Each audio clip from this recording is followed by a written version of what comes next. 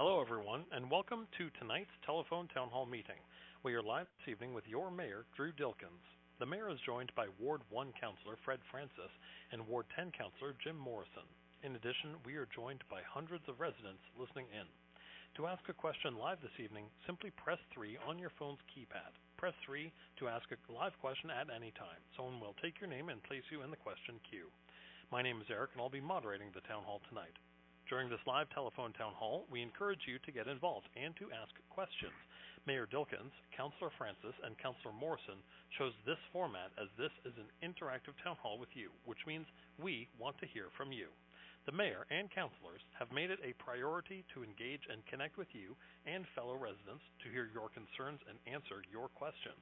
Our intention is to get as many questions as possible. You can ask a live question at any time by pressing 3 on your phone's keypad. Someone will take your name and place you in the question queue. Now, we're still having new people join us. Welcome to tonight's telephone town hall meeting. We are live this evening with your Mayor, Drew Dilkens. The Mayor is joined by Ward 1 Councillor Fred Francis and Ward 10 Councillor Jim Morrison. In addition, we are joined by hundreds of residents listening in. We do want to remind everyone joining us, you can press 3 on your phone's keypad. Someone will take your name and place you in the question queue. Now, this time I'm going to introduce Mayor Drew Dilkens so he can open up the town hall. Mayor, welcome. With COVID-19 preventing the ability to connect with residents in person, tonight's town hall provides the ability to connect with residents virtually regarding any questions that they have and to address any issues residents might have that impact their ward and families. So, Mayor, please go ahead. Well, thank you very much, Eric, and good evening, everyone, and thank you for taking the time to join us tonight. It's really my pleasure to join you in the comfort of your own homes for this first ever telephone town hall for Wards 1 and 10. And my thanks go out to Councillor Fred Francis and Ward 10 Councillor Jim Morrison for joining me in this new format, COVID-19 edition, as we adjust and adapt the annual edition of our ward meetings. This is what this is. And it's certainly been, and I think you'd agree, an extraordinary and a challenging year. From a global pandemic, more into high-intensity rainstorms that threatened overland flooding and certainly caused basement flooding to many homes in South Windsor. These trying times have proven that Windsor is an exceptionally compassionate and resilient community, and I thank you for all that you're doing. And throughout this pandemic, I have been inspired by how residents have come together in support of friends and neighbors and families and businesses, and I want to thank you all for doing your part and keeping each other safe and reducing the spread of COVID-19. Now, Windsor has done a great job complying with public health guidelines, and which compared to other parts of Ontario show that we are doing what is needed to stay safe, and I want to thank you for that. We've done so many things, from opening an isolation and recovery center to help get the contagion under control, helping and assisting with the temporary foreign workers and the contagion there, helping support residents and businesses throughout this pandemic. We have done so many things to help everyone adjust and adapt, including collecting PPE for frontline workers, offering residential and commercial property tax relief. We repurposed the WFCU and 80 Knox as distribution depots for local food banks. We've handed out literally tens of thousands of bottles of free hand sanitizer thanks to our partnership with Hiram Walker & Sons Limited. We've teamed up with local philanthropists to donate grocery gift cards to those in need. We've waived fees for Lansbury Park to support outdoor food halls. We've launched our COVID-19 Small Business Action Plan that waived fees, cut red tape, and fast-tracked permits for sidewalk cafes and those parklets you see all around the city to help businesses create safe, accessible open spaces for patrons. And of course, we supported temporary street closures for BIAs.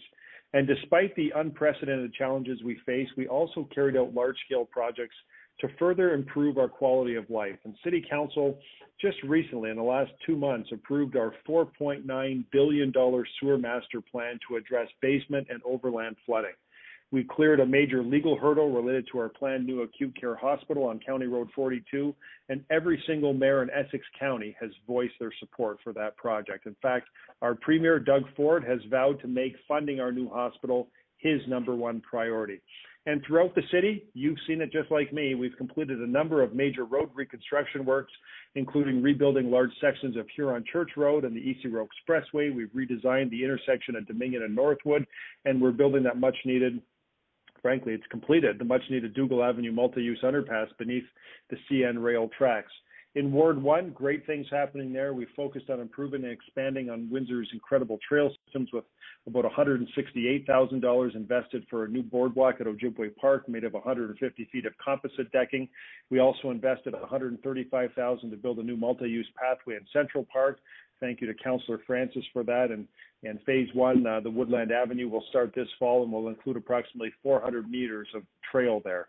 The infrastructure highlights for Ward 1 include the progress made in our $46 million plus investment in the Cabana Road Corridor Improvement Project. So many things happening out there. In fact, last week we celebrated the upcoming completion of the $14 million reconstruction of Cabana Road that happened from Provincial to Dougal. And you see the construction still ongoing. In fact, the work should have been removed starting today as we launch the next $30 million phase of this vital road and sewer project to transform Cabana Road into a modern arterial road from Dougal Avenue to Highway 3 by 2024. And for those listening in the South Windsor area, let me tell you, we're going to include the oversized sewers that are included as part of that sewer master plan so that we can help reduce incidents of basement flooding along that way. And when all 5 phases are completed, this street will be widened to include 4 lanes of traffic, featuring more than 6 kilometers of bike lanes and sidewalks in each direction, all the way from St. Clair College in the west to Windsor International Airport in the east. And we've done so many other municipal drain improvements throughout the ward. And of course, everyone knows that we've completed the multi-million-dollar upgrade on California at Pulford from Norfolk to Daytona. A great improvement on that route for folks who are heading to the Capri Recreation Center. In Ward 10, more great things happening there. We invested $54,000 in Remington Park and some structures there and new shelters and concrete pads. We invested $900,000 for the Langlois Trail enhancements. Phase 1 is complete. Phase 2 is underway. And we completed the design and landscaping, of course, of the Dougal pedestrian underpass, something people in this city have talked about for more than 5 decades, and we've gotten it done. Also, our road rehab budget in Ward 10, we've invested over $10 million in Ward 10 alone. And you just think of some of those projects on Olette from Eugenia to Tecumseh, on Grand Maris from Dominion to Dougal, Huron Church from Malden to Poole, and EC Row westbound from the Dominion to Dougal. And so we're just so excited about the things that are happening in South Windsor. And tonight, through this teletown hall format, I'm pleased to provide a forum for you to connect with your ward councillors. And we're looking forward to hearing your feedback. We welcome your suggestions on ongoing projects and issues affecting the city. And without any further ado, let's jump in. I'll turn the floor over to Councillor Francis, who will give a brief introduction. Councillor Francis? Thank you, Drew. Thank you, Jim, for taking part in this teleconference this evening. Good evening, everyone. Let me begin by saying I hope everyone's well and healthy and safe. As the mayor said, 2020 has been a very challenging year. It continues to be a challenging year. Most likely 2021 will be a challenging year. And I just want everyone to know that everyone on council is committed to the community safety. We're committed to doing everything we possibly can to keep everyone safe, but also providing you with the supports that you need. And the mayor talked about a lot of those. And providing the supports to our businesses. That's also a focus of council. We know there's a lot of people struggling. We know there's a lot of uncertainty there, and we know there's a lot of people worried there. So I just want to reassure everyone that everyone on council, we hear you. We see all the comments coming in. We understand the struggles that a lot of people are going through, and we will do whatever we can do to help you and your businesses and your families. The best we can. This is a very fluid situation with respect to COVID. It continues to change day by day, and we will continue to act to the best of our ability to ensure Windsor gets through this, and I know together we will. So without any further ado as well, I'd keep time for questions. I'll pass it over to my colleague, Councillor Morrison. Thank you, Councillor Francis, and I won't say too much because the mayor has spoken about many of the projects, but I do want to re-emphasize them a little bit because roads and sewers were by far my biggest priorities, and when I look at the top 3 issues, they've all been done in the last 2 years. So the Northwood Dominion intersection, the Dougal Underpass and multi-use trail, the Dougal-Olette intersection, that intersection had the most accidents of any non-signalized intersection in the whole city. So that was a huge accomplishment. So I couldn't believe all the work that's has been done this year, despite COVID that we're all dealing with that slowed some projects down. But we are spending record amounts in roads and sewers, and the mayor can correct me, but I think in the city it's about $44 million. So these are record amounts that we've never spent this much much on infrastructure before, and that's certainly my priority. And at the same time, I'd like to thank the residents for being so patient and understanding during this construction. Some of the people on Dominion, for example, have endured 2 summers of work that has really disrupted their lives. So a big thank you for being patient and understanding. There is another project that we haven't mentioned, is Grand Maris from Dominion to Dougal. It's underway right now, and again, I've talked to people, and I share that road with Councillor Francis. And again, thank you for being patient. I know there's been a few issues there, but it's coming along nicely and will be done in November. So, it's one thing to complain about construction, but it's really nice in the long term to get it done, and most people certainly understand that and are very understanding. So I look forward to more questions as we go along here tonight. Thanks very much, Jim. Eric, I'll turn the floor over to you for questions from our community. Well, we do have our first live question coming up. Quickly, though, we're actually going to do a survey question, so you can use your touchtone phone to indicate your response on the following question. We want to hear from you on the following. COVID-19 has impacted municipal budgets, creating deficits and revenue shortfalls. As the City of Windsor prepares for the 2021 municipal budget, what is most important to you and your family? If it is continued investment in public works, such as road repairs, sewers, and flood mitigation, press 1. If it is keeping tax increases low, press 2. If it is expanding recreation and culture programs, press 3. If it is supporting local businesses, press 4. And if you don't know or are unsure, press 5. So again, COVID-19 has impacted municipal budgets, creating deficits and revenue shortfalls. As the City of Windsor prepares for the 2021 municipal budget, what is most important to you and your family? If it is continued investment in public works, such as road repairs, sewers, and flood mitigation, press 1. If it is keeping tax increases low, press 2. If it is expanding recreation and culture programs, press 3. If it is supporting local businesses, press 4. And if you're unsure or you don't know, press 5. Now we have our first live question coming up from Mike, and it's a question for the whole panel. Mike, please go ahead. Yes, I've been living in Remington Park on Stanley Street for almost now 30 years.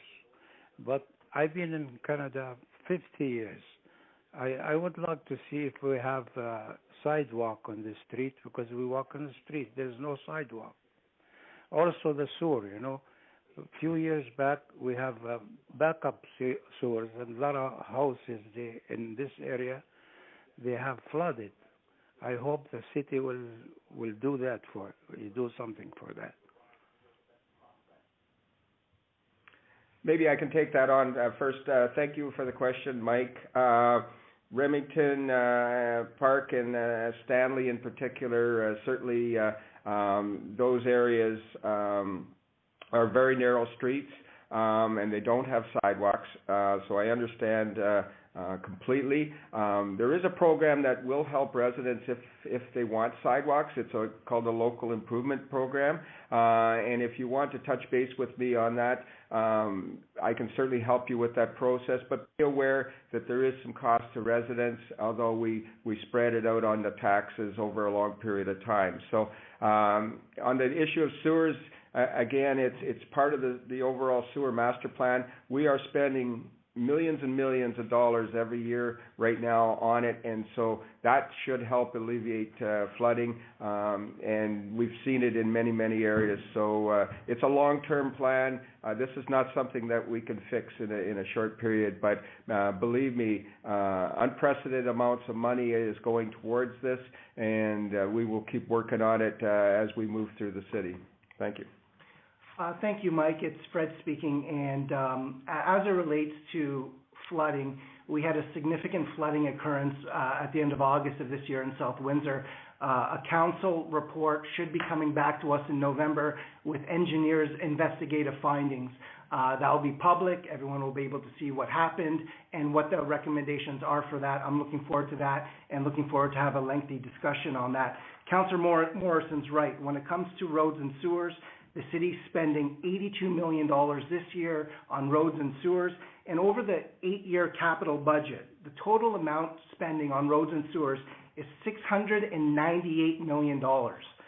That's $325 million on sewer repair and $373 million on road repair. So we are making those major investments. Some people might argue it's not enough, and you know what? I'd agree. If we had more money, I'd love to spend it on roads and sewers, but we have to acknowledge that $698 million over the next 8 years will be spent on improving our roads and sewers in the city. And hopefully, when all that's said and done, bit by bit, we really help to reduce flooding in our basements and our backyards. Yeah, and in addition to that, Councillor Francis, we're also using the money in our budget to leverage funds from the federal and provincial government. So most of you will be aware in the last year or so, we received about $50 million from the Disaster Mitigation and Adaptation Fund, which was the first tranche of money towards the completion of our sewer master plan. And by the end of, I would hope, by the end of this year, we will have an announcement that we will already be about $175 million deep within the first 2 years towards improvements to the sewer system. And I know there are going to be a number of callers on the line today from South Windsor, from wards 1 and 10 who were flooded here. I know there were a couple hundred homes that were flooded. That disturbs me deeply. I've had it happen myself at my house, so I know how horrible this is, you guys. And we are doing everything we can. And the basis, the framework for the plan took a number of years to prepare because we did camera inspections, sewer and dye testing, or smoke and dye testing rather, camera inspections, and the full gamut of tests to have a full picture of our sewer system over the last 5 or 6 years. It took that long to do it because if you lined our sewer system up in a straight line, it would take you from here to Orlando, Florida. You could go to Disney if it's open because it's that long. And because we're a patchwork or an amalgam of municipalities that were amalgamated into the city of Windsor both in 1935 and 1966, we never had a complete picture of how the old towns used to do it. We have that data now, and we hired the best people we could hire to come up with a plan that council approved unanimously. That is our sewer master plan, and you can see all of the details of that plan if you go online to weatheringthestorm.ca, weatheringthestorm.ca. And so I get how horrible that situation is. Councillor Francis certainly gets it because he and I have been talking so many times after that last high-intensity rainstorm came, which is why as we do the Cabana Road project, we are upgrading the sewer size there to be able to handle more water to help reduce the flooding in South Windsor area.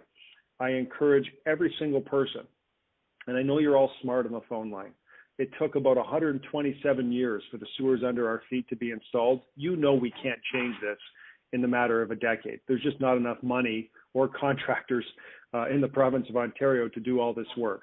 And so it has to be methodical, it has to be thought out, it has to be planned, and we have the plan.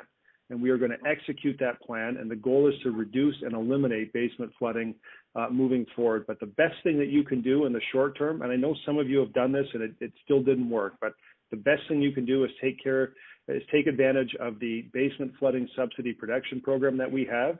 We will cover almost 100% of the costs of the installation of a backwater valve, a sump pump. We're trying to put you in the position to have the best line of first defense as we get to all of the solutions that will be required throughout the city, including South Windsor. We want to give you the best line of defense to take advantage of trying to eliminate this problem until we're able to spend the $5 billion moving forward. And I'm going to be completely honest with you, as I always have, in terms of the quantum $5 billion, that will take the better part of 30 plus years to do all of that, get all of that money and undertake all of that spending. Probably a little longer unless we get federal and provincial support. And so we have made this a priority. Councillor Francis has made this a priority. Councillor Morrison has made this a priority. We get it. And we're on it, and we've got the plan, and we are implementing that plan to try and reduce basement flooding and overland flooding in the city of Windsor moving forward. Eric? Thank you, Mike, again for that question. We have another live question ready to go. Again, a quick reminder that if you have a live question you'd like to ask, you can press 3 on your phone's keypad at any time. We're going to go now to Ed with a question for Councillor Francis. Ed, welcome. Yep. Good evening, gentlemen. I live over on Cousineau Road. You guys have pretty well answered my questions. It's in regards to the flooding that happened there 6 weeks ago. But it's interesting that I've lived there, like I said, 16 years. never had any issue with flooding, other than about 2 years ago, the sewer had backed up a little bit. Happened to know for whatever reason. Why, I don't know. But this time, I ended up with 8 inches of rainwater in my basement. So, as you said there, my friend Duncan, you said you've had flooding too, so you know what it's like. But I just find it odd that all these years, and there hasn't been any flooding, even from 3 years ago, it never flooded, but now we've had this issue. So I'd like your take on that there. Yeah, Ed, it's Fred speaking, and thank you for the question. I'm sorry to hear that you got flooding. I know we've dealt with over 400 people in South Windsor, particularly in Ward 1, that did receive basement flooding on August 28th, and I wish I knew why that occurred. It is frustrating. A few years back, we did over $4 million of improvements to the Lennon Drain to keep something like this from happening, and it happened this year. So I'm committed. I know Council's committed. I know Mayor Dilkens is committed to finding out what went wrong. And we do have an investigative report coming back to us from our engineering department in November. And I'm looking for very comprehensive findings and very comprehensive recommendations. And if that isn't in the report, I'll be asking for them, because, you know, enough's enough. We got to get to the bottom of this. And I understand it's a complicated problem. I understand there's no magic wand that could fix it. But, you know, in my term on council, we've dealt with 3 incidents where there's basement flooding, and it absolutely sucks. There's nothing worse to deal with than walking into someone's home and feeling the water underneath your feet and having people cry, saying, I lost everything that I had, mementos, pictures, and, you know, in some cases, they don't even have insurance anymore, and they look at you and they say, what can we do? I'm absolutely committed and dedicated to doing everything we possibly can do to keep this from happening. And I will do everything within my power to make sure that happens, and I'm sure everyone else on council will support me on that.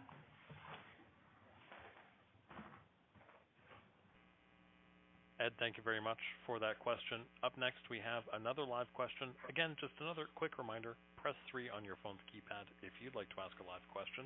Up next, we have Shabash with a question for Councillor Morrison. Shabash, welcome. Hi, Jim. This is again by telling you about the ditches on Dominion till Totem. This has been a dream project. The dream has never come true. When and tell me the exact date it will be done. We've been pulling along. You're doing the other places, but nobody is looking at Dominion up to Totem. So let me know what's going to happen. The cycle ditches, the cycle lanes are not there. Bicycle lane. Person like me who's at 73, trying to dodge the traffic every other day when going for a morning ride. So please speak up. I'll appreciate your frankness. Thank you, Subhash, and I certainly know the ditch as well on Dominion, and as does the mayor. We talk about it all the time. This is the next phase of work on Dominion, where we will make it 3 lanes from Northwood up to Taunton with bicycle lanes and new sidewalks. But I will be frank with you, and I'm always honest. I don't have a funding date yet for it.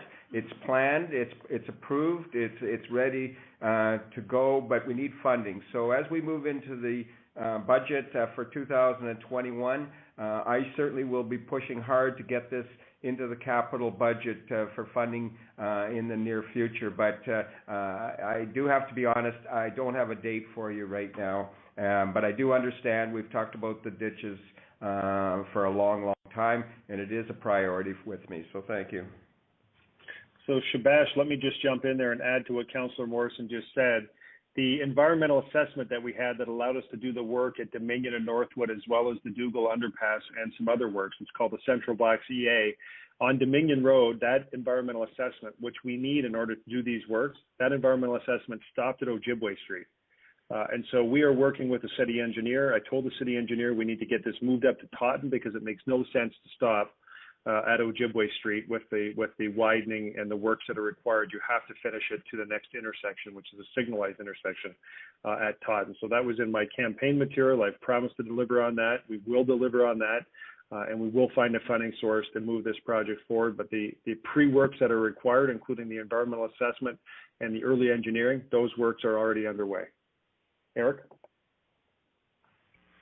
We have our next live question coming up now, and it's going to be from Margaret, and it's a question for Councillor Francis. Margaret, welcome. Oh, thank you. Councillor Francis, I was just thinking of winter setting in and all these children not being able to skate at the arenas. So I was wondering if there was any possibility of making outdoor skating rinks, the old-fashioned kind, where they can skate on the weekends or through the week, in Central Park or Superior Park or different parks here in South Windsor. That's my concern. Yeah, thank you, Margaret, for the question. And the city has opened up some of its rinks, not all of its rinks, and there are COVID restrictions. We are in the process of opening the outdoor rink on Ottawa there.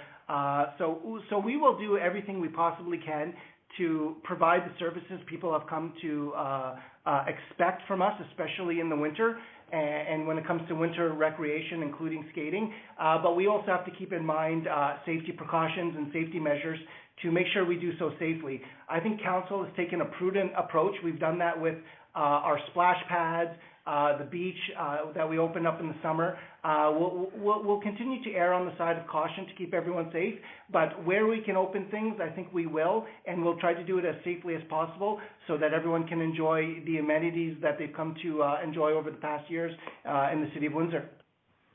And Margaret, if I could just jump into, it's Jim Morrison, just to let you know, skating will be available this winter at Charles Clark Square, which is an outdoor facility near City Hall. And one of the challenges with outdoor skating for the other parks, we talk about climate change all the time, and even at Charles Clark Square with artificial ice, it's always a challenge actually to keep it going, and it usually doesn't make it to March break. But certainly Charles Clark Square will be opening up as soon as the weather permits, and it's a nice place for outdoor skating. Up next, we're going to do another survey question, so you can use your touchtone phone to indicate your response on the following question. When thinking about healthcare services for our region regarding a new hospital, please select one of the following options. If you support the construction of a new, modern hospital at the proposed site on County Road 42, press 1. If you didn't support the location a few years ago, but now think we should just get on with it and build it on County Road 42, press 2. If you oppose the site selected on County Road 42, press 3. And if you don't know or are unsure, press 4. So again, when thinking about healthcare services for our region regarding a new hospital, please select one of the following options. If you support the construction of a new modern hospital at the proposed site on County Road 42, press 1. If you didn't support the location a few years ago, but now think we should just get on with it and build it on County Road 42, press 2. If you oppose the site selected on County Road 42, press 3. And if you don't know or are unsure, press 4. We have our next live question now. It is Linda who's joining us with a question for the whole panel. Linda, welcome. Hi there. First of all, I want to say thank you for taking my question. Secondly, I want to say thank you to Drew and the whole council for keeping us safe as best as we can through COVID. I know keeping the border closed was a big deal. But that's what's necessary right now, and wearing a mask is not a sacrifice, it is a lifesaver. So thank you so much to all of you for doing your best to keep us safe and protected. My question today, and I don't want to be repeating this over and over again, but the area between Grand Marais and LaBelle, we were the hardest hit the last 2 years ago when we had the enormous rainfall, and 90% of the houses here ended up with their basements having to be gutted. This new project that you have going down Grand Marais, will that be continued from Dominion to the Huron line, to alleviate some of our drain problem, or what is the projection for our area? Thank you, Linda. I'm not aware of doing Grand Maris to Huron line. As you know, we're doing it from Dominion to Dougal. I will say that there is a project happening for LaBelle next year. I'm not sure if that's close to where you are. So LaBelle from Dominion to Dougal will be redone completely. So just like we're doing with Grand Maris in that same section. So it will be improved quite a bit. I don't believe any of these areas that you're referring to got flooded in this last flood, but obviously we all got flooded 3 years ago, which was pretty much widespread. So there will be major work happening on LaBelle. LaBelle really needs work. It's just as bad as Grand Maris in that section, but it is slated for next year. So look forward to that work, which will include water work underneath as well. Linda, it's Fred. Thank you for the question. I understand that a lot of people want their roads rehabbed and their sewers, completed, and that's perfectly valid. Because there's a lot of roads and streets and sewers in South Windsor that need to be redone. The way it works in the city engineering department does have a formula that they follow, and when a road falls into a deficient status or a deficient state, then it's marked for completion. So to answer your question, yes, eventually that stretch of Grand Maris will get completed, but it has to fall into a deficient status before it comes to council during budget time for final approval. So it's just a matter of time. Unfortunately, it's going to be later rather than sooner, but it is a matter of time before that road and that stretch of roadway will get repaired.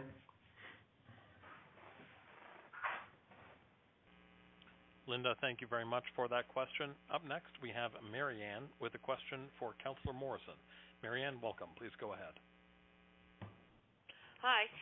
I was just inquiring that we don't have any swimming pools open, and many of us older people would like to go to Aqua Fitness and what have you, and we don't have them. I'm going to Essex right now because that's the only place I can go for Aqua Fitness. And I was just wondering why there wouldn't be at least a couple of pools open. Well, thank you, Marianne, and certainly opening up pools like all of the other recreation facilities has been done prudently through COVID.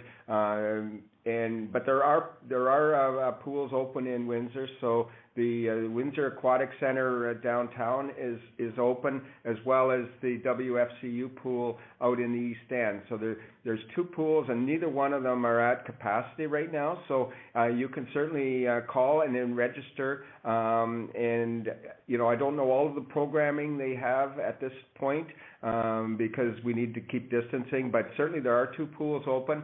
And I know I've been working with Councillor Costanti in Ward 2 regarding hopefully 80 Knox. We can get it up and running as soon as it's warranted. So I understand. I'd like to see all the facilities open as well, but be aware that there are at least two pools that have capacity to take on more people right now.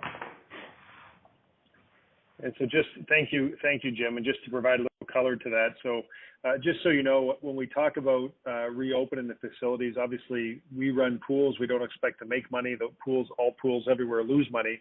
But the two pools that we've opened, we don't know some of our programs, who's going to come back and when they're going to feel comfortable coming back, whether it's a swimming pool, whether it's a yoga class, whether it's any other type of programming that we operate in our recreational facilities. And just so you know, Marianne, from a pool perspective, we have one downtown, which covers downtown and west side. And then, of course, Councillor Morrison mentioned the east side pool at WFCU.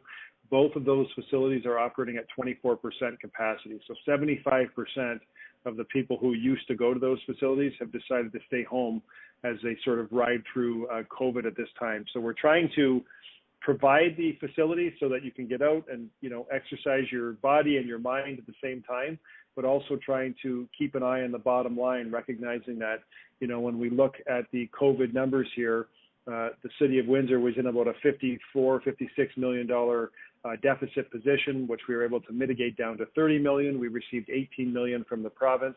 And so we still have a $12 million hole that we're tracking towards the end of the year. And we're just trying to be very sensitive, trying not to open more facilities that we're going to add cost to that deficit when the other facilities that we have open could cover the other areas in the city and are not being fully utilized. Eric? Marianne, thank you very much for that question. Again, a quick reminder to everyone joining us, if you have a live question you would like to ask, you can press 3 on your phone's keypad. We're going now to Gloria with a question for Councillor Francis. Gloria, welcome. Hi, Councillor Francis. I just want to say thank you for whoever in the city set up the notification for garbage and recycle that goes to my iPad. And also I want to ask, so far during the COVID time, we have been blessed with low hydro rates 24/7. That ends supposedly the 31st of October. Is that going to continue? Yes, thanks, Gloria, for the question. I did see that report, obviously, with respect to the new rates. And all I can tell you right now is that the city is committed to doing what we can do to ease the burden on residents and ease the financial burden on residents. The last thing I want to do is increase the financial burden on residents when they're going through a global pandemic. So any option we have in front of us that helps us reduce that financial burden, I would support, and I'd like to see what options we have in front of us that council can consider. This council, I've been on council for 6 years, since 2014.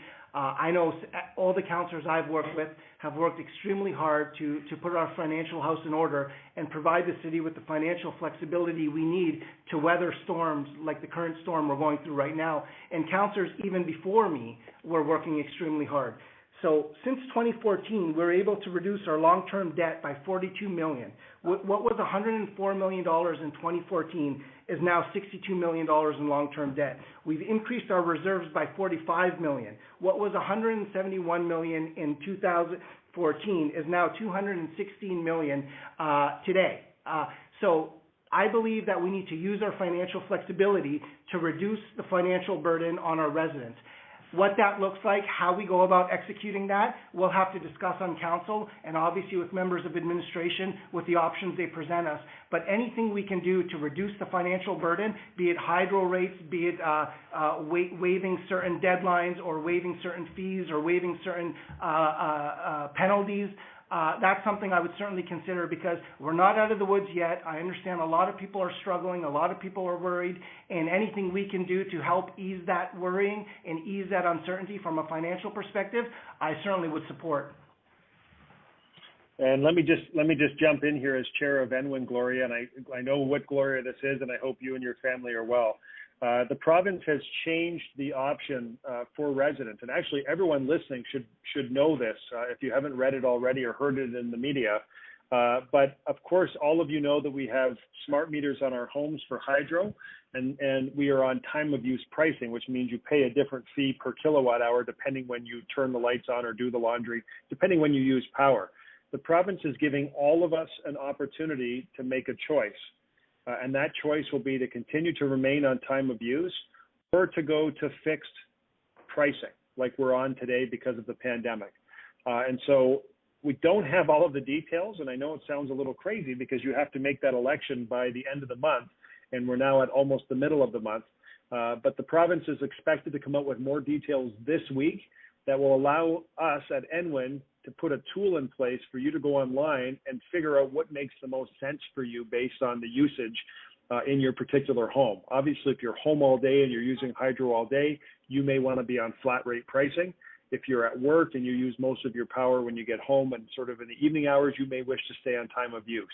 But of course, you want to be informed to make that decision. So expect more details this week, but all of us and everyone listening will have the option to make that election before the end of October, which will take effect November the 1st, and you'll be able to do what's best for you and your families at that point. Eric? Up next, we have another live question, and it's going to be from Joy, and it's for Councillor Morrison. Joy, welcome. You're joining us live.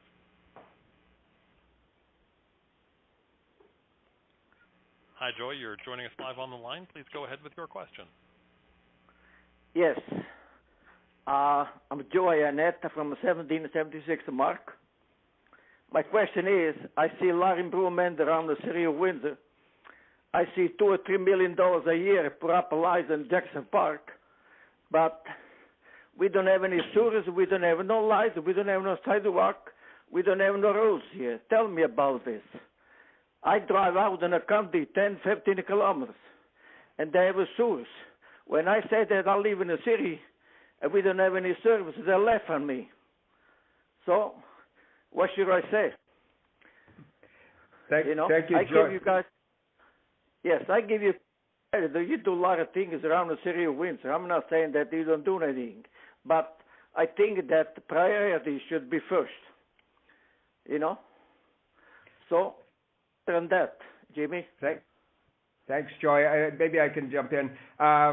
Thank you for your question. And Mark Street is one of many streets off of Taunton that are still on septic tanks. And the city really wants to get everybody off of septic onto sanitary sewers. And I can tell you that your street right now, I believe, is slated to get converted to sanitary sewers probably next year. And the main thing that we need to deal with, though, is residents that are possibly against converting. So if you're for sanitary sewers, great. As long as the majority is in favor, we will see improvements on your street. So keep in mind that there's many other streets, and we'll move to the street that has support for sanitary sewers. So Evert's right next to you. They're in the same situation. There's about 170 homes that we want to get off of septic. So stay tuned. I've taken down your address, and we'll touch base with you, Joy. We expect to improve your street and hopefully for next season. Thank you, Eric. We have another live question in just a second, but quickly, a reminder, press 3 on your phone's keypad if you'd like to ask a live question. Up next, we have Jennifer with a question for Councillor Francis. Jennifer, welcome. Oh, hi. How are you? Good, Hello? Jennifer. How are you? Oh, good. So basically my concern is, which I brought forward several times since I moved on to, we live on Kennedy Drive West, and my concern is the rate of speed of the cars that travel from all the way up Kennedy to Casgrain. They use our street instead of Cabana, and the rate of speed is unbelievable. And I've discussed this with you, Councillor Francis, on several occasions now. You did say to me that there were studies that were done, but I don't know if the studies are outdated, because I can tell you right now that the speed is unbelievable. It's getting worse with the construction. I've spoke to you about it. You said that you told me to contact Windsor Police, which I've done. No one comes here. We pay a lot of taxes here, and it's very disappointing to think about what could happen if a little kid is running or on their bike with their parents, or somebody's walking their dog and a car comes, and that would be the end of them. So we need this addressed. Like, this is not acceptable, and I hope you can help us with it. Absolutely. Jennifer, thank you for the question. When you're looking at the Roseland area, it's been cut-through traffic, speeding, traffic calming has always been an issue. In some areas in and around the neighborhood that you speak of, there are some physical barriers, speed bumps. The speed limit is at 40 kilometers. It is reduced. But we have done studies. We continue to do studies, and we have noticed that the number of vehicles has increased in some parts, as you said, Casgrain and Kennedy, over the last year. To the mayor's point on Cabana, when Cabana is completely finished, we're hoping to obviously have that vehicular capacity remain on Cabana with 2 lanes in each direction. That should eliminate cut-through traffic in and around the Roseland neighborhood. As it relates to speeding, obviously, anyone who has a speeding issue, if you call 311 and ask them for a traffic calming study, that will be done, and we've reduced some of the red tape now because of COVID, so it can be done over the phone. where we go out there, we measure the number of vehicles, how fast they're going. We can take other measures with speed radar. Obviously, the information is presented to police as well for traffic enforcement. So we try to take a multi-pronged approach to traffic calming. And I'll just take this opportunity to everyone listening. When you are driving, please follow the speed limit, follow the rules of the road, because if everyone did that, there would be no problem. But unfortunately, people are not doing that, so there is a problem. So we'll continue to do all we can within our toolbox to eliminate the problem, and that's changing driver behavior, police enforcement, physical barriers when needed, traffic reduction with respect to speeds when needed. We'll continue to do that, but it will be a lot easier and it'll be a whole lot cheaper if everyone driving just followed the rules of the road. But we'll continue to combat that problem for sure. Jennifer, thank you very much for that question. Up next, we have another live question. Quickly, we're going to do our third survey question for the evening. We want to know, to what extent do you agree with the following statement? The City of Windsor Council is on the right track and generally headed in the right direction. If you strongly agree, press 1. If you somewhat agree, press 2. If you somewhat disagree, press 3. If you strongly disagree, press 4. And if you don't know or you do not have enough information to respond, press 5. So again, using your touchtone phone, we want to hear from you. To what extent do you agree with the following statement? The City of Windsor Council is on the right track and generally headed in the right direction. If you strongly agree, press 1. If you somewhat agree, press 2. If you somewhat disagree, press 3. If you strongly disagree, press 4. And if you don't know or do not have enough information to respond, press 5. Up next, we have a live question from Larry, and it's for Councillor Morrison. Larry, welcome. Please go ahead. Oh, thank you very much for taking the question. I want to commend the Mayor and his council to give us this opportunity to communicate with you. I have a three-part question, and it's about the new hospital. My understanding is that we stand a very good chance of getting it, or it's very helpful in getting it, if we have 100% of the support of our council and the 100% of the council in the county. Do we have that? And I heard you, Drew, say that Doug Ford is very interested in helping us. That being the case, I would like to know when you think we might get the hospital approved, and the third and last part is, when could we expect the hospital to be complete? Thank you. Well, Larry, thanks very much for the question. And the Premier has said very publicly when he was here in Windsor last time that he understands and he knows that this is the number one project for the community, and he's vowed to make this his number one priority. And I think his quote was, he would act like the 800-pound gorilla with the Minister of Finance and the Minister of Health in order to move this across the finish line. And where we're at right now is we need about $10 million in order to see the project advance to the next phase. So the last provincial government came down here, they sent the Minister of Health, they had a big fanfare announcement that we're moving to phase 2. And, you know, that phase 2 is actually moving the project from if it becomes a project to just when it becomes a project. And they took all the media were there. It was the biggest event ever. Everyone was excited, but they never put any money on the table, so it never actually happened. And so now this government is dealing with a pandemic. They understand this is a priority, and they had reason to pause because the camp group had filed an appeal and was working through the appeal process. And the government just said, you know, we're going to wait for that process to conclude so that we have certainty on the location before we actually move along. So come back to us when that process is done. And so I communicate with the Premier about once every week. He's a fantastic person to talk to. He's done a great job during the pandemic for sure, and he understands how important this is. And so when I look, and I wanted to hear this, who's on the phone, when I look at the future of this community for the next decade, and I see that we have one of Canada's largest infrastructure projects happening in our backyard with the construction of the Gordie Howe Bridge right now, a $5 billion project that will take until at least 2025 to complete. And then I look at the prospect of adding on a $2 billion hospital that will hire 1,100 people, will take 3 years to complete. I know this is going to take a few years to sort of get built and baked into the provincial budget, because it's about $1.5 billion ask, maybe a little bit more.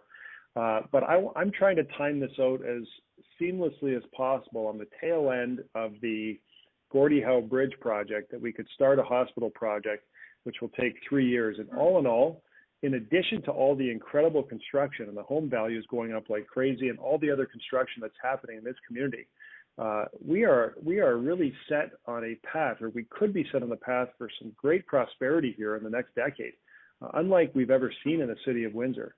And so we are working very, very hard, and the support of colleagues on council is critically important, because we don't have a seat at the provincial government table. And God bless our provincial members who are elected. I get that people have the right to choose who they want to represent them, but no one is banging their hand on the table saying, I need money for my community, and they're not at the government table doing that. And so it's incumbent upon the mayor, the warden, and councillors at every municipality and every level of government here, municipal level of government, to step forward, be held accountable, to say we are all arm in arm and lockstep to get this project done, because it is so important for the future of the community.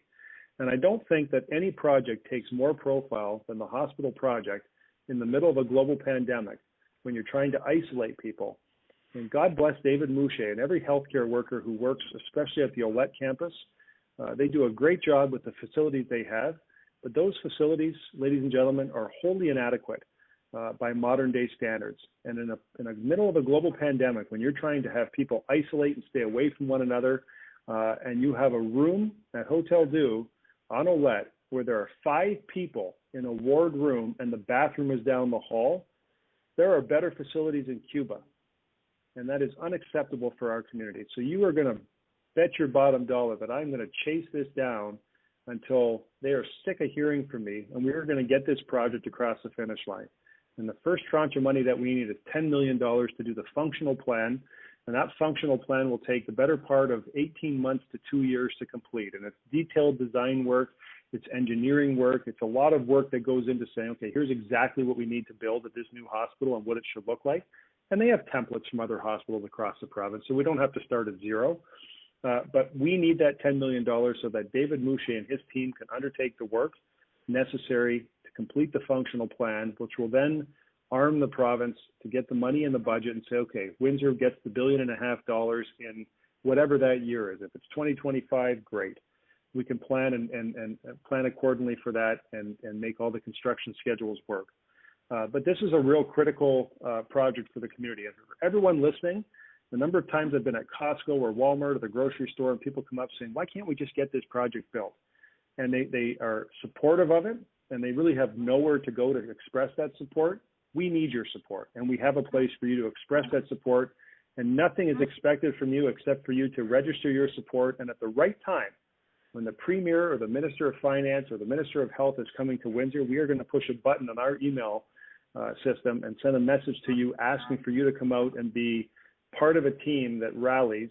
Of course, we're going to do it in an appropriate way during COVID if required, but we're going to ask for you to come out and be part of a team that shows the Premier that we mean business and that we won't be ignored. And so you can go to WindsorEssexCan'tWait.ca, WindsorEssexCan'tWait.ca, and that's a place for you to register your support and say you support this project, you want to see it proceed, and we will call on you at the right time. And I envision the right time being whenever the Premier comes back, pushing a button and having 10,000 people from Windsor Essex come out saying, this is how serious we are, Premier. We need the money. Let's get it across the finish line. And I will not stop, and I know many members of council will not stop until they see that project happen. And Larry, thanks a million for that question. Larry, it's Fred speaking, and I agree completely with what the mayor just said. And Drew, you know you have my support when it comes to building a new hospital. It's something I supported in the last term. It's something I'm more than happy to reaffirm during this term. And let me just say, we are very fortunate in Windsor Essex to have the best doctors, nurses, and healthcare professionals anywhere really in the world. But our facilities aren't the best in the world. And during a global pandemic, like the mayor just said, it is frustrating And it is sad to know that we have the best doctors, nurses, and healthcare in the world, and they're just not working in the best facilities for the healthcare of our region. Anything I can do to help us get that new hospital built as fast as possible, I'll go out there and I'll start digging with a shovel myself if I have to. But I am 100% in support of that new hospital, and I'm not going to get distracted by any petty differences. When it comes down to it, the number one priority for a new hospital is the health care of everyone in our region, and we shouldn't have anything less than what the people of Toronto have. Amen. Eric? Larry, thank you very much for those questions. We're going to go quickly to Richard, who has another question. This one is for Councillor Francis and the Mayor. Richard, welcome. Good evening, everybody. Good evening, Mr. Mayor, council members, and everybody else behind the scene. My question is about Armanda Street and LaSalle, with people from LaSalle shortcutting up and down this street. You know, Mr. Mayor, you used to be councillor in this ward before. It's almost a mile long. Some cars go down here 80, 90 kilometers an hour, and they're shortcutting this because nothing's being done at Sprucewood in Matchett. For me to call the police up and have them come down and do radar, I might as well wish for God to come down and do it. What I would like to see is you put speed bumps down here to start slowing the cars down. LaSalle is only going to get bigger and bigger, so the problem is going to get worse because they're trying to get onto EC Road Expressway. Now what I'd like to hear from both of you is what you propose to do about this. Yeah, Richard, it's Fred. I'll answer quickly, and I'll let the mayor answer as well. I live in the area, so I'm very familiar with the roadways and the networks in Armanda. You're right. It's absolutely a long stretch of roadway, and people do use it to cut through, and they do go fast. I will let you know there's a number of traffic calming studies in the queue, in the works. So we are looking at it, and when that comes back, we'll try to do everything we can to limit the driver behavior. Speed bumps are not always the right answer, because you hit a speed bump at a particular speed, you're going to go airborne, and we certainly don't want any vehicles in anyone's homes. So we do take a comprehensive, measured approach to it, but I just want to let you know there are a number of studies in the queue, and hopefully they come back with real solutions and actionable items that we can move fast on. Well, Fred, let me just jump in on that too. Eric, let me just add on to what Councillor Francis said, because I know there's a number of calls, and there has been on the different ward meetings, teletown halls that we've held, and I know there's some widespread frustration when it comes to speeding and cars taking shortcuts and the like. And I guess, from a council perspective, there are only so many things that we can do. And Jennifer's call around Roseland Golf Course being an example. When I was the city councilor in that area, we had a number of complaints. So I got the entire city departments together. We had a number of public meetings at Roseland Golf Course. They went back, they went through a number of different design changes, looking at the golf course in its entirety and figuring out how we could put in some places were chicanes, some were speed bumps. There were a number of different elements available. And when we brought that out for public consultation, the community couldn't agree on anything. The only thing they could agree to were speed bumps on Bartlett, which we installed, and lowering the speed limit to 40 kilometers an hour. And the irony of lowering the speed limit, it was not recommended by our administration. There's now a question in the queue from some of the new councillors saying, let's lower the speed limit throughout the entire city to 40 kilometers an hour. It doesn't work. They'll travel, people will travel as fast as they believe the road is designed. And so you're all smart enough to know we can't have police at every single place at all times every day. We have to have, we have to rotate through different neighborhoods. So I get the frustration. But, Richard, honestly, one of the best things to do would be, and I'm willing to sit down with Fred and do this, is to meet with the neighbors on Armanda and figure out what you think would actually work for your street. You know your street better than I do. I've been down there 100 times, but you know it better on a daily basis and an hourly basis than I do. And we'd love to figure out what you'd like to see done, and if we can get agreement from the residents, because it's interesting when we say put speed bumps or other facilities on the road, and as soon as someone finds it's next to their home or across from their home, all of a sudden, it starts melting down, which is frustrating from a councillor perspective, because we want to help you. We want to make the situation better. So I'm willing to do that. I know Councillor Francis, he's always willing to do that. So more than happy to sit down and have a conversation about the tools you think we could implement to make the situation better. I'm all ears for that. And if the residents are on board with, something that's reasonable and practical and can be agreed to by the majority, then let's figure out how to get it done. Eric? Richard, thank you again for that question. Up next, we're just going to do a quick survey question. You can use your touchtone phone to indicate your response. Do you believe the City of Windsor is investing enough to combat basement and backyard flooding? If yes, press 1. If not, press 2. And if you don't know or you do not have enough information to respond, press 3. So again, do you believe the City of Windsor is investing enough to combat basement and backyard flooding? If yes, press 1. If no, press 2. And if you don't know or you don't have enough information to respond, press 3. Now, Mayor Dilkens, councillors, we're actually just about reaching the end of the town hall. With the last couple minutes remaining, are there some closing remarks you would like to share? Councillor Morrison, please go ahead. Thank you very much, Eric, and thank you everyone for your questions. I know we didn't get through enough questions, but I do feel the concerns and questions on a regular basis, so I encourage people to reach out to me at any time. Basically, jmorrison@citywindsor.ca is my email, or 519-962-5921 is my phone number, where you can leave information, and we respond on a daily basis. So I get hundreds of questions that I respond to regularly, so we can continue this forum by reaching out to me.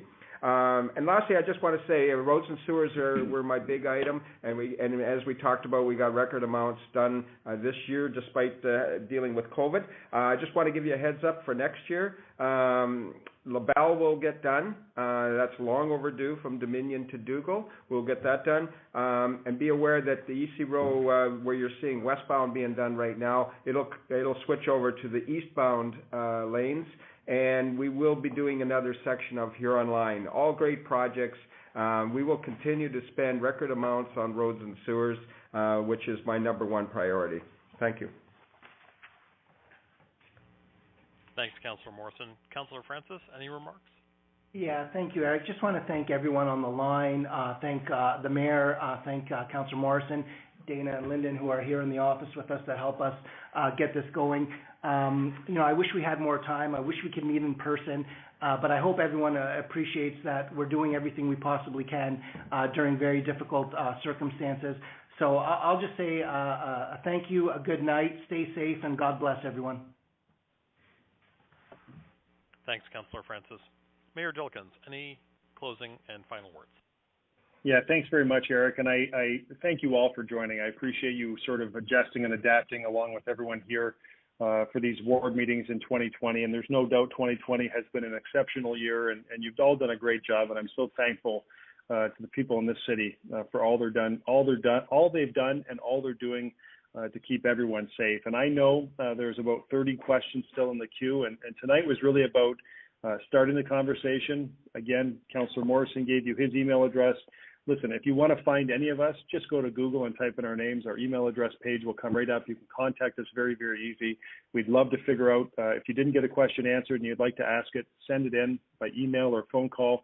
We're happy to get to the bottom of it and try and help you get answers to help make your neighborhoods and your lives just a little bit better in the areas that you live. And again, when COVID-19 first began, we started a campaign with Tourism Windsor Essex called YQG Stand Strong, and the campaign was all about reminding people about what we love about Windsor and Essex County. And I'll tell you, for me, the last 7 months, I've gone through, I'm not sure if I'm cursed or blessed, but I've gone through a tornado in my first term, the worst flood in the city's history, and now a global pandemic. And I can tell you, the last 7 months, I have seen the best come out in so many people in this city, and I'm so thankful for each and every one of you, and the care and concern that people have shown for each other, and the resiliency and the strength of our community is really on full display. And thank you for allowing me to be your mayor at this really important time as we work through challenging issues together. We will make this city better. I'm excited about the future that we have in front of us. There are so many great things happening, and we're all going to be a part of it together, and we're going to make Windsor so much better tomorrow than it is today. And I want to thank you for being part of it. Eric, back to you. Everyone stay well, stay safe, be kind to one another. Thank you, Mayor, and thank you again to everyone for joining us this evening. If you have any questions or feedback on today's town hall, I do want to remind you you can also share them with Mayor Dilkens and the councilors by email at mayoro@citywindsor.ca or 311@citywindsor.ca. Again, please email questions and feedback to mayoro@citywindsor.ca or 311@citywindsor.ca. Thank you again to everyone for joining us this evening, and take care.